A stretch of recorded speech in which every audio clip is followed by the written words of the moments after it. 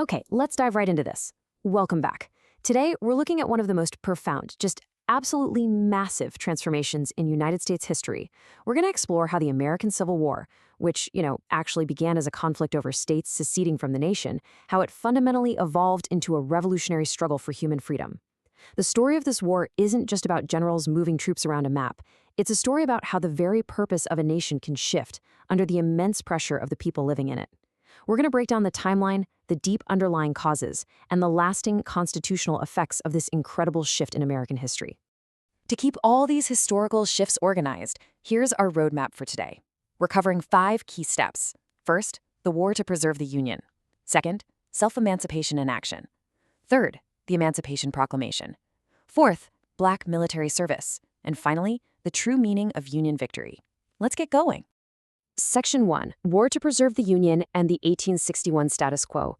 To truly understand how revolutionary the end of the war was, we have to look closely at exactly how it began.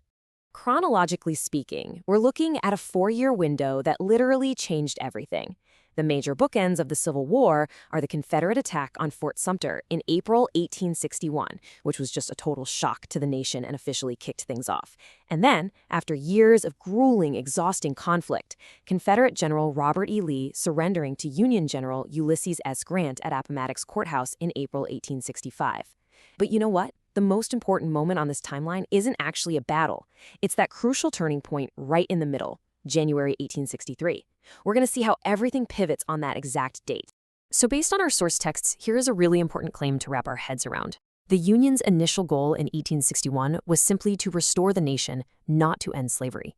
When Abraham Lincoln was elected, 7 Deep South states immediately seceded to form the Confederacy, a brand new government entirely dedicated to maintaining racial slavery.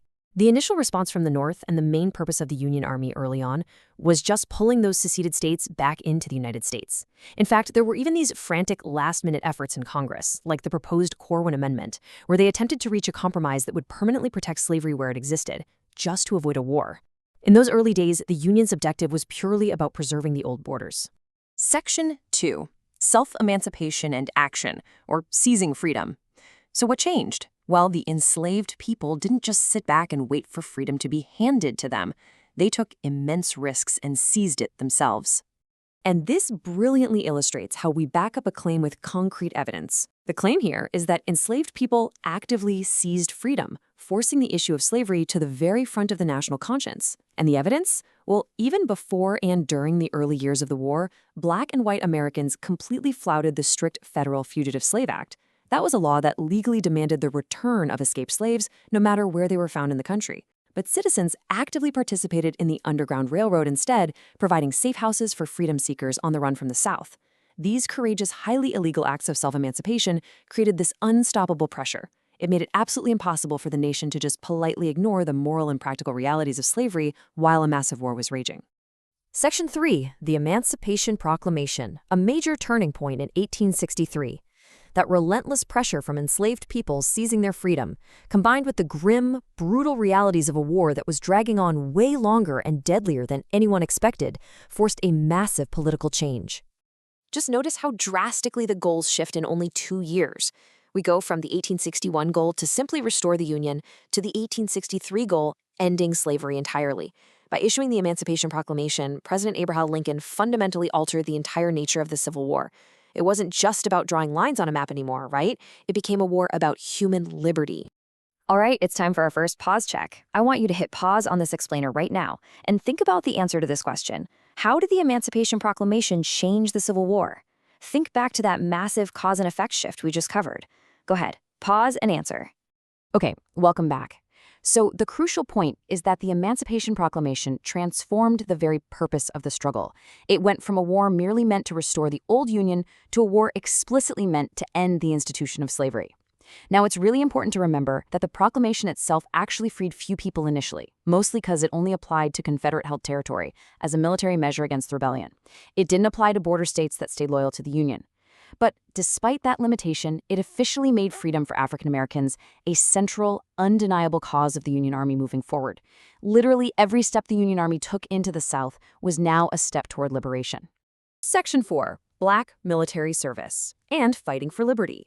With this brand new war goal officially on the books, we see an immediate and powerful effect: active military participation by African Americans. The evidence is incredibly clear here. Black soldiers actively participated in the fight for liberty, specifically to destroy the institution of slavery. And this actually echoes the heroism of Black troops all the way back in the American Revolutionary War.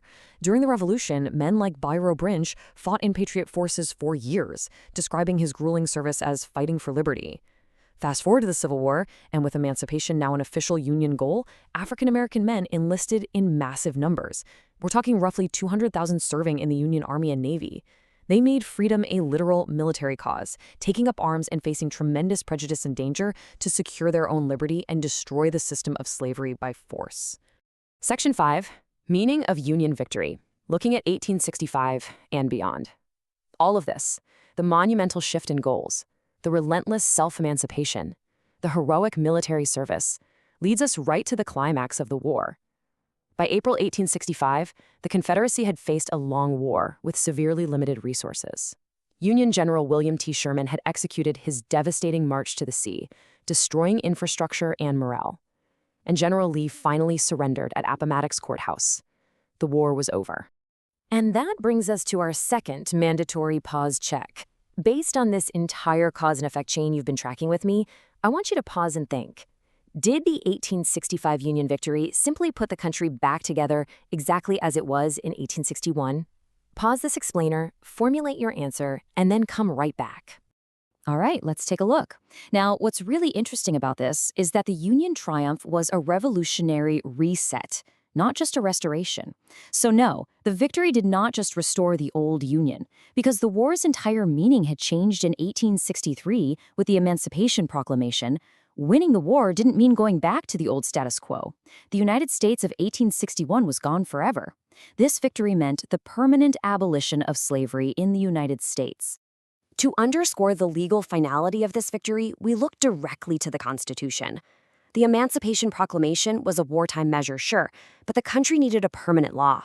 So, following the Union victory, the nation ratified the 13th Amendment, which states, "Neither slavery nor involuntary servitude, except as a punishment for crime whereof the party shall have been duly convicted, shall exist within the United States." This constitutional amendment represents the ultimate culmination of the changing meaning of the war. It is written right into the highest law of the land. Okay, let's do a quick high-energy recap to cement this cause and effect chain in your memory. We started in Step 1 with a war purely to preserve the Union back in 1861.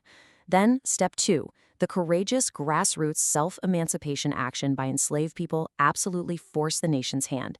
They made slavery impossible to ignore.